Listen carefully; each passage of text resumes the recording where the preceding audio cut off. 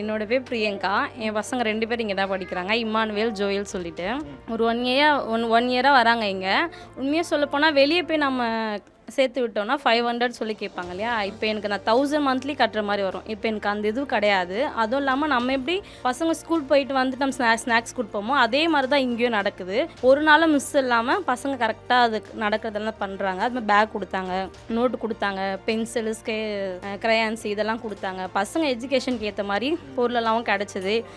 ஒரு சின்ன ஒரு பென்சிலாக இப்போ இருக்க ஜென்ரேஷனுக்கு இந்த ஏரியாவில் வந்து ஒரு பேக் கிடைக்கிறது பெரிய விஷயம் தான். ஆனால் அண்ணன் மூலயமா எங்களுக்கு இந்த ஒரு ஸ்கீம் ஆரம்பித்து தளபதி சார் அண்ணன் மூலிமா வந்து இப்போ பசங்க ஃப்ரீயாக டியூஷன் நடந்து இவ்வளோ பொருள் கிடைக்கிறது உண்மையாலுமே எங்களுக்கு அது பெரிய விஷயம் தான்.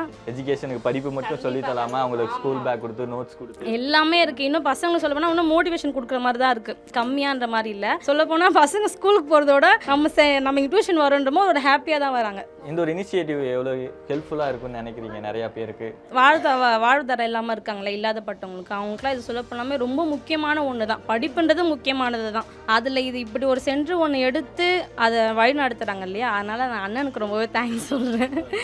விஜய் சாருக்கு என்ன சொல்லணும்னு நினைக்கிறீங்க? அண்ணன் எங்களுக்கு ஆட்சிக்கு வந்ததே எங்களுக்கு பெரிய விஷயம் தான், ரொம்ப சந்தோஷம் தான். எல்லாருமே உங்களுக்கு நாங்கள் எதனா செய்கிறோன்னும் போது அம்மா திட்டம், கலைஞர் திட்டம்னு வரோம் இல்லையா. ஆனால் அண்ணன் மட்டும்தான் அவர் பேரில் எடுக்காமல் கொள்கை தலைவர் மூலமாக வச்சு எங்களுக்கு இப்போ உமன்ஸ் டேக்கு சொன்ன விஷயமா இருக்கட்டும், தாய்மாமன் திட்டமாக இருக்கட்டும், அண்ணன் முறை திட்டமாக இருக்கட்டும், இதெல்லாம் எங்களுக்கு ரொம்பவே ஹாப்பியாகவும் இருக்குது. நினச்சும் பார்க்கல. இனி வரப்போ இந்த 2026 எங்கள் அண்ணன் மட்டும்தான்.